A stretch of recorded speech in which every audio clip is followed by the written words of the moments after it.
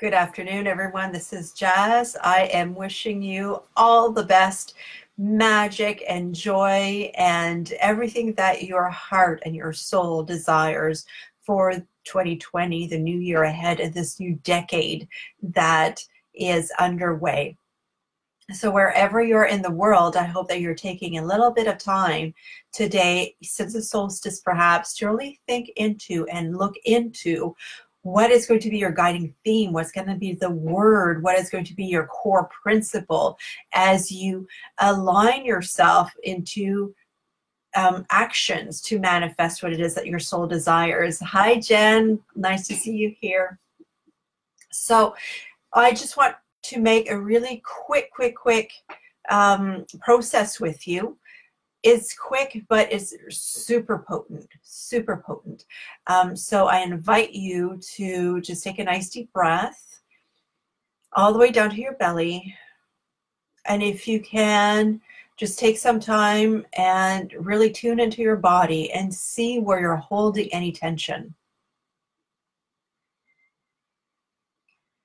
So relax your shoulders, relax your torso, relax your belly, all the way down to your pelvic floor and all the way down to your toes. Allow your muscles to just relax.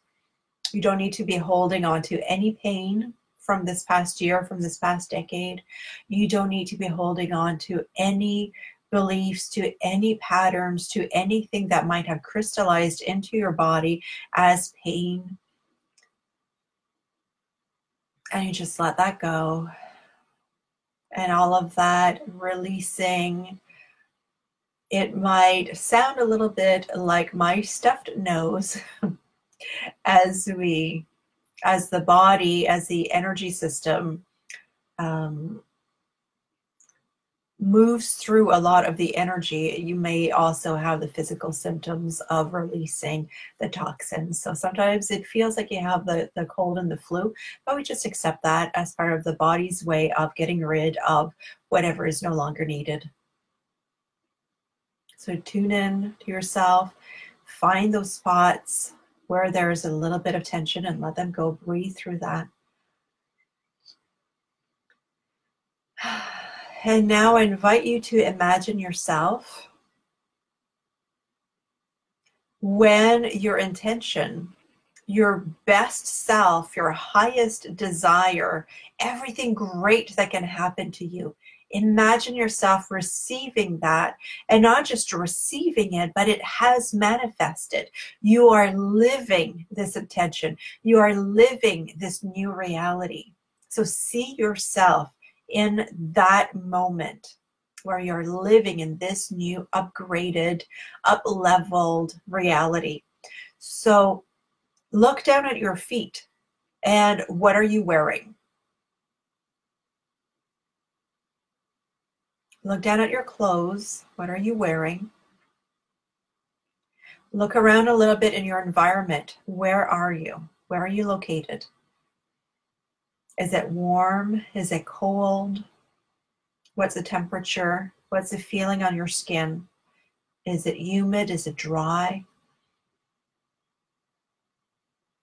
Now tune into that sense of hearing, and what are you hearing around you? What are the noises? Are there people, birds, nature?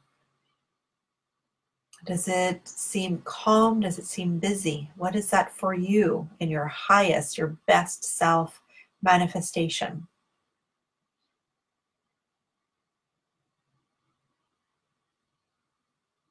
And as you greet this day in your best self manifestation, what are you just so happy and grateful for?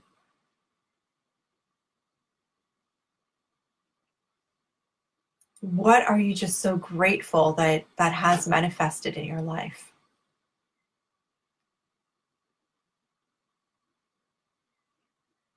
And as you soak in all this good energy, all this good vibration, everything that has manifested for you, if you can now tune into that fourth dimension, into your mind, and distill all of that into one word. What is this one word for you in this moment when everything has manifested and you are in your highest self and your highest potential, how are you feeling? What is this one word? I invite you to write that down. You can write it down in the Facebook comments, or at least write it down for yourself in your journal, and just cherish that word. Be with this word and see what it can mean for you, how it can manifest for you over this next year. This is very, very powerful. And now I just want to bring you back to this present moment. So take another nice deep breath. You may just shake off this vision just a little bit and come back to this present moment. Now take this word that you've distilled, this one feeling word, knowing that whatever you want to manifest, usually, especially when we're spiritual, what we want to manifest is not that material thing. So yes, some of you might want more money. Some of you might want better relationships. Some of you might want to finally get that proposal, whether it's business or romantic. Some of you might want to have a trip, a journey, a big healing.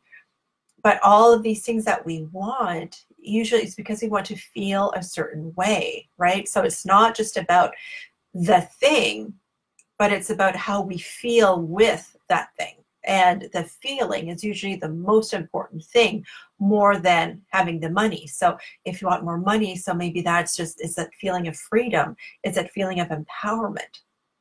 So it's important to focus on that one word, because however the best self is going to manifest for you might not be the way that your mind imagines it to be, because your mind imagines what's possible from where you currently are.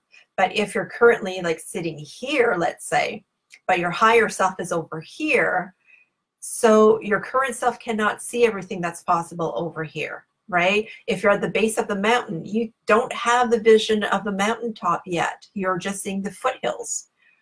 So it's kind of impossible for the mind and for the ego mind to know everything that is possible once you're at that top, right? Makes sense? So we cannot imagine from where we are. So we can have inklings, we can have desires, but we cannot imagine exactly how the journey is going to unfold until we've taken that journey. So we need to make some space for magic and for the unfolding of all that is wonderful in the world and all that is possible.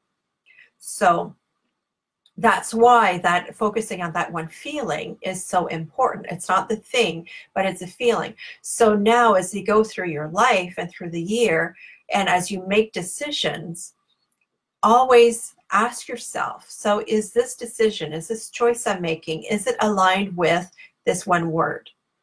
If it's not aligned with the one word, don't do it, because it will not lead you to that higher place.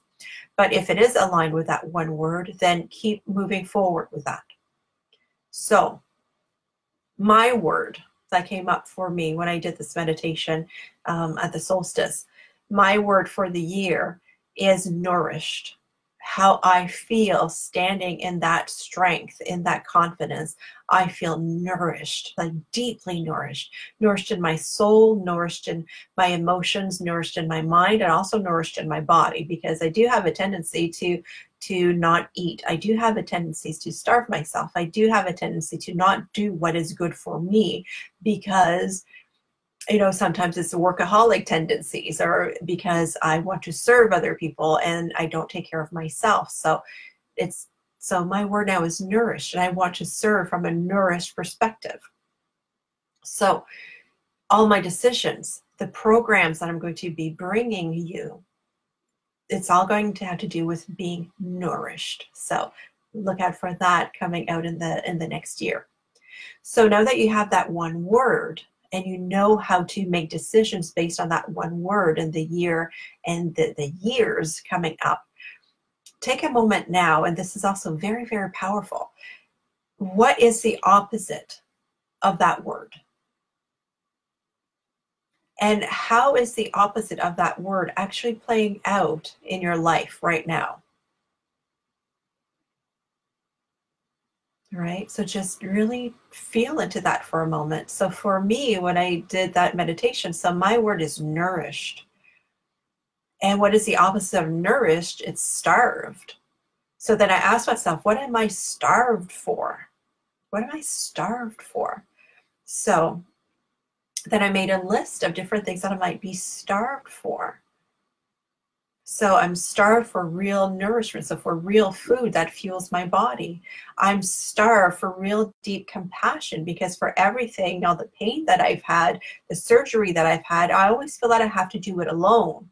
I should do better. And whatever happens, people say, there's a certain standard that I find that I keep myself to, that other people keep me to, and it's not compassionate. It's always pushing, pushing, pushing, and striving, striving, striving. That is starvation for me.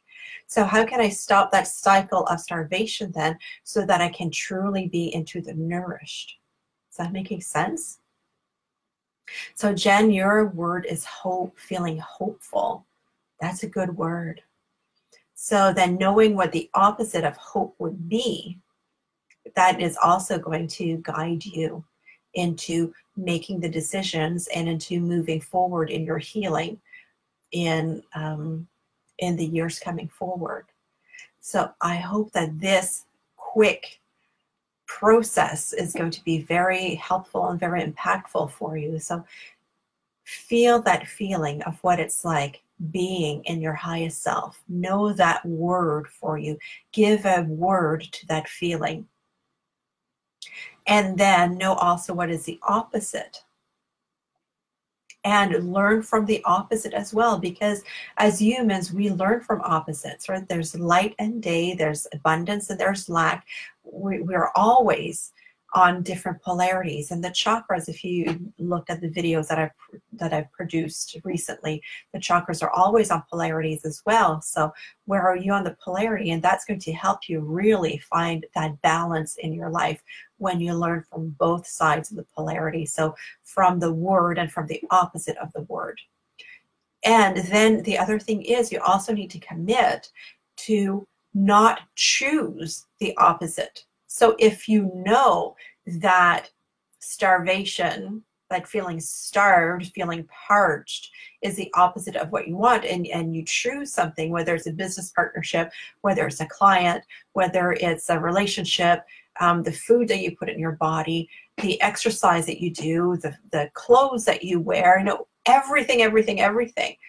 If it resonates with the opposite, then don't choose it, right? It's going to give you that clarity of mind, that clarity of action, to not choose what's going to keep you into that negative cycle, so that now you can see exactly how it shows up in your life. Because sometimes we have those words and we have those intentions and it's just so grand, but it's not grounded, because we have the feeling, but we don't know how the feeling looks like, feels like in everyday life. So your challenge now is to really develop what it feels like for you. So for you, Jen, what does it look like in your everyday life to live with hope? When you get up in the morning, what is your action? What is the first thing that you say that is aligned with hope? When you eat, what comes with it that is aligned with hope? When you go out, when in your relationships, when you're at work, how does that resonate with hope?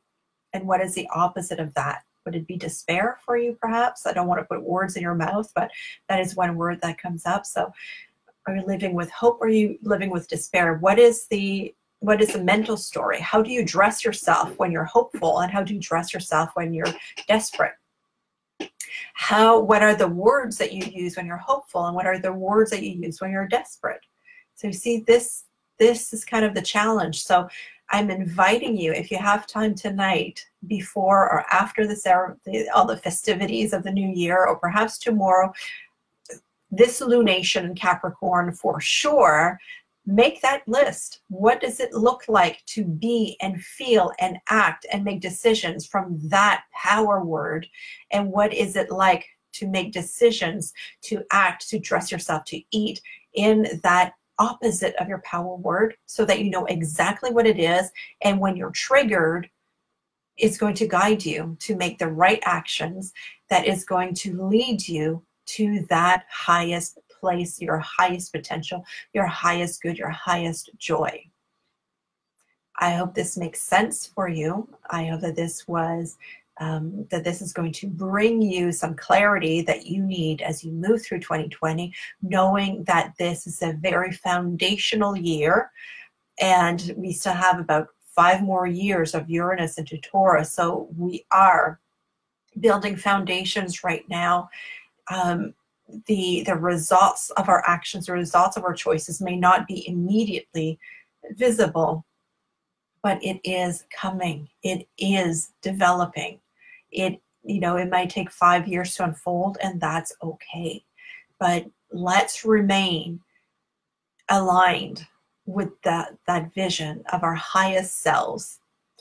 Let's bring our vibrations up so that we can make our own inner world as best as possible and bring that vibration of love, of compassion, of nourishment, and hope into the world around us as well. From my heart to yours, I'm giving you a great big hug, and I'm wishing you all the best for years to come. Bye for now.